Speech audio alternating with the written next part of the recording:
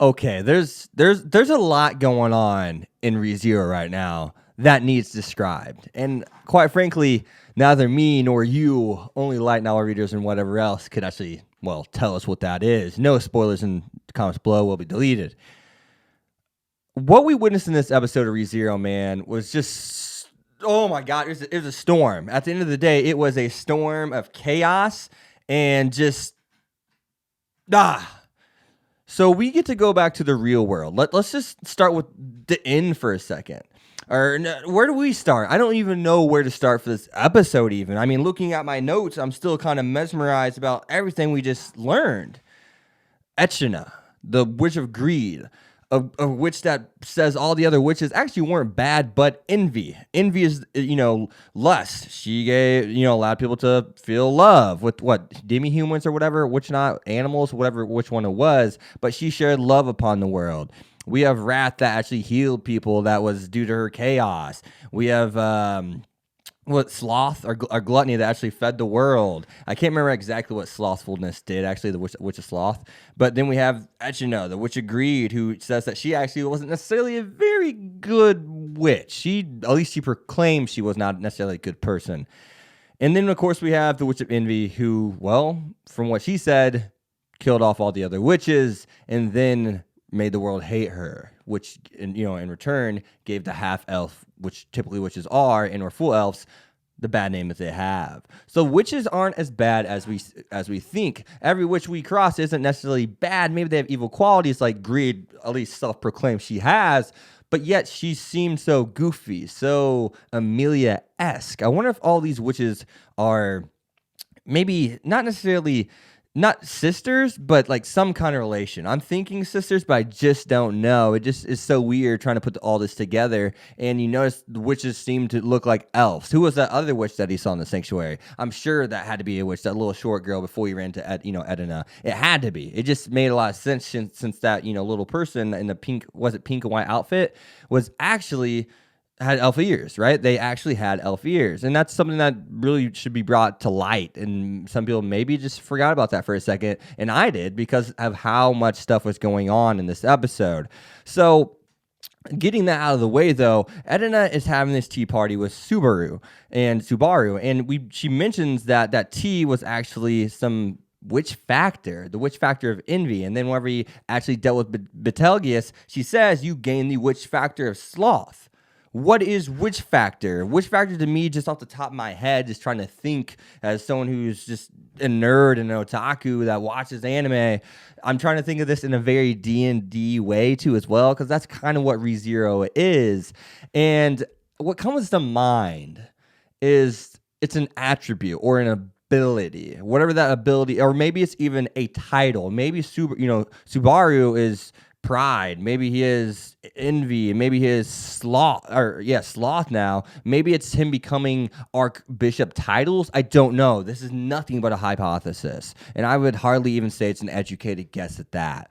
But I'm just trying to find a way to really kind of form this into something materialistic that we can go off of, but there's just a lot of turning points going on right now. And the fact that now Edina, the witch of greed, is saying you can talk to me whenever you want. You actually got access here. Now me giving you, this other witch of envy factor, and you have the sloth now.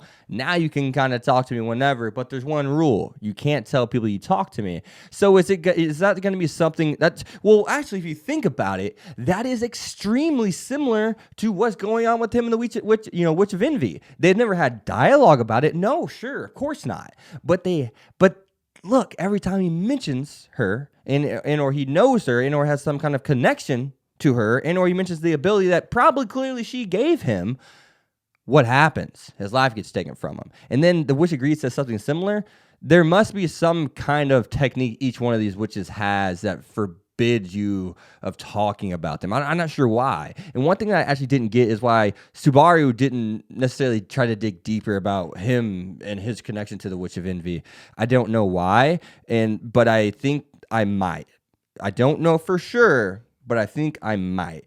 Well, we look at this episode, and Subaru is someone who's starting to open up more and more. Amelia and Subaru's connection and relationship, it's really starting to open up these characters.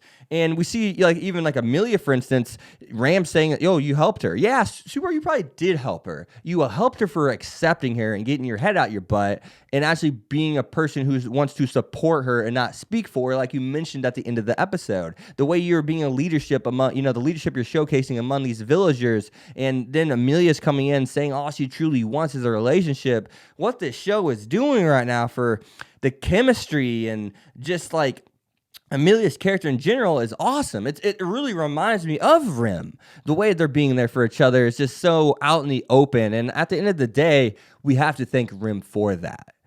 Because Subaru would not be where he is today without that assistance. And Amelia's not going to go where she will without Subaru's assistance. And I really like how we actually see these two just on screen getting along and actually spending this mass amount of time together, because now we're seeing who Amelia is. And this is what this show has always been about.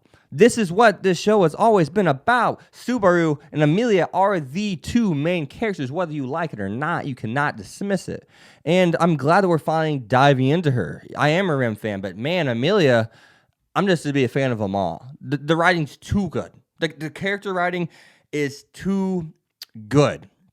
So, but looking at other things in this episode, like seeing Roswaal beat up, we know the test and trial is absolutely monstrous, and you have to be someone that has at least some kind of demi-human blood within you. But we see Subaru is actually allowed to do it. Yes, the Witch of Greed granted him that ability. This is her sanctuary. This is where she met her demise to clearly the Witch of Envy.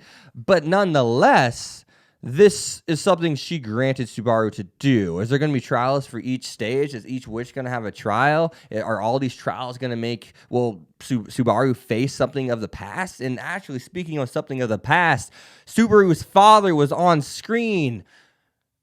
So that leads me to believe Subaru was a mess before he got to this world.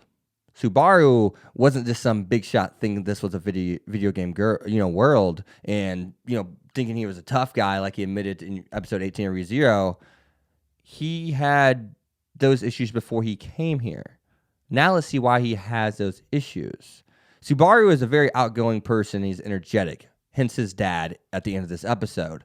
But at the same time, if you notice, Subaru is someone who mimics his dad's spontaneousness. And that's something that looks like it may rub Subaru in the other world the wrong way.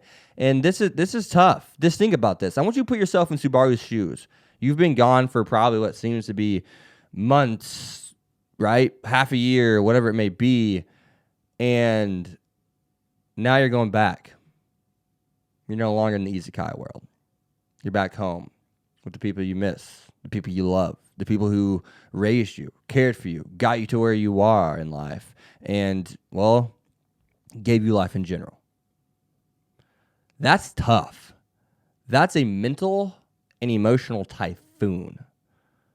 I did not know how they were going to, give Subaru more character development. The character development I've seen in season 1 is more than 99% of anime get in general. That's special development. This is a character-driven show, and it's nailed it.